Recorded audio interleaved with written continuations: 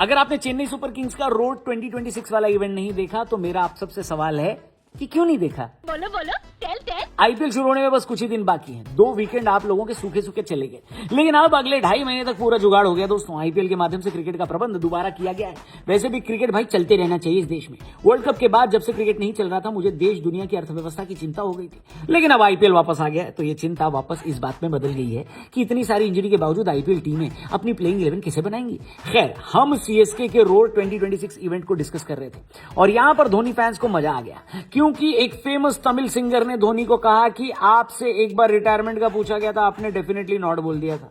हम चाहते हैं कि डेफिनेटली नॉट आप जिंदगी भर बोले। धोनी ने कहा कि मैं तब तक खेलूंगा जब तक फिटनेस है। सिंगर ने कहा फिटनेस तो 60 साल तक रह सकती है। धोनी ने कहा वो भी ट्राई करेंगे। यानी अभी भी धोनी का रिटायर होने का प्लान तो है नहीं।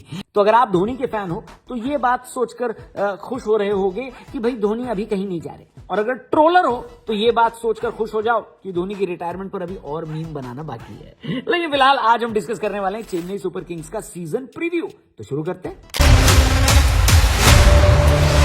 पॉइंट नंबर 1, चेन्नई का मास्टर स्ट्रोक। जब चेन्नई ने रविंद्र जडेजा के बदले में संजू को ट्रेड करके अपनी टीम में लिया था तो चेन्नई के फैंस इतने नाराज थे कि कुछ की आंखों में तो आंसू आ गए थे कि भाई हमने रविंद्र जडेजा को हिम्मत कैसे हुई किसी दूसरी टीम को देने की। लेकिन क्रिकेट से ज्यादा ये एक इमोशनल डिसीजन था।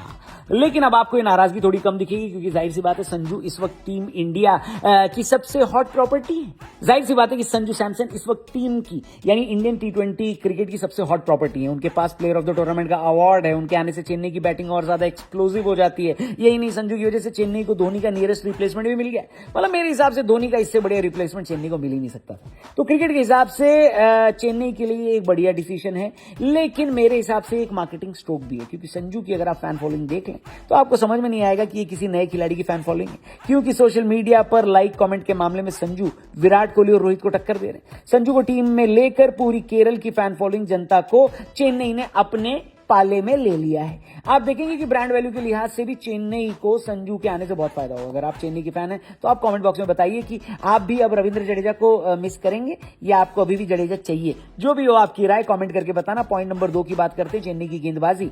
जी हां, चेन्नई की बॉलिंग पिछले साल से तो चलो शुक्र है बेहतर है, लेकिन रिसेंटली उनके death bowling specialist Nathan Ellis injured होकर आईपीएल से बाहर हो गए हैं। मेरे हिसाब से ये चेन्नई के चांस पर एक बहुत बड़ा डेंट है, क्योंकि अच्छी बल्लेबाजी तो इस टूर्नामेंट में सभी के पास है। अगर कोई टीम ट्रॉफी जीतेगी तो अपनी बेहतर गेंदबाजी की वजह से जीतेगी, और चेन्नई की बॉलिंग अभी भी बाकी टीमों के मुकाबले थोड़ी सी वीक मालूम पड़ रही है, कमजोर दिख रही है। खासकर उनकी डेथ गेंदबाजी तो पूरी तरह से नाथन एलिस पर डिपेंडेंट थी, लेकिन अब उनके न होने के बाद मुझे चेन्नई की बॉलिंग लाइनअप में एक भी डेथ ओवर स्पेशलिस्ट नजर नहीं आता। ऐसे में एलिस का रिप्लेसमेंट चेन्नई को सोच समझकर लेना होगा। पावर प्ले से खलील अहमद और मैट हेनरी गेंदबाजी कर सकते हैं। अंशुल कंबोज भी एक ऑप्शन है जो कि टीम में लाए जा सकते हैं। स्पिन अब की बार नूर अहमद पर बहुत ज्यादा डिपेंडेंट रहेगी, क्योंकि साथ देने के लिए जडेजा नहीं होंगे। ऐसे में चेन्नई की गेंदबाजी मुझे थोड़ी तो हल्की नजर आ रही है। आपको कैसी लग रही है कमेंट करके बताना। फिलहाल बात करते हैं तीसरे पॉइंट की, चेन्नई से जुड़ी हुई, वो है चेन्नई की बैटिंग। चेन्नई ने अपनी बल्लेबाजी में पिछले साल ही चेंज करना शुरू कर दिया था। उन्होंने डैडी आर्मी से अपने आप को यंगस्टर आर्मी बना दिया था। कई सारे यंग खिलाड़ियों की भर्ती कर दी थी, और अब चेन्नई के पास बैटिंग पावर काफी एक्सप्लोसिव है।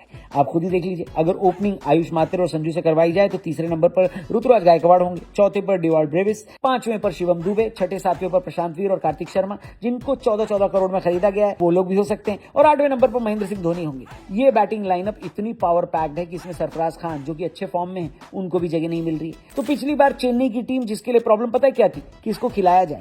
अब की बार उनकी प्रॉब्लम ये होगी कि किसको बिठाया जाए। वैसे मेरे हिसाब से सरफराज को खिलाना चाहिए, लेकिन किसकी जगह खेलेंगे ये मेरे को नहीं पता। आपको पता है तो कमेंट करके बताना, और ये भी बता देना कि आपके हिसाब से अब की बार चेन्नई प्लेऑफ में पहुंच रही है या नहीं। पिछले साल तो चेन्नई नीचे से टॉप की थी, क्या अब की बार कुछ बेहतर होगा, प्लेऑफ में पहुंचेंगे और ट्रॉफी जीतकर धोनी को विदाई दे पाएंगे? कमेंट करके बताना। चैनल को भी जरूर सब्सक्राइब करना। Thank you for watching. जल्दी मिलते हैं। जय हिंद।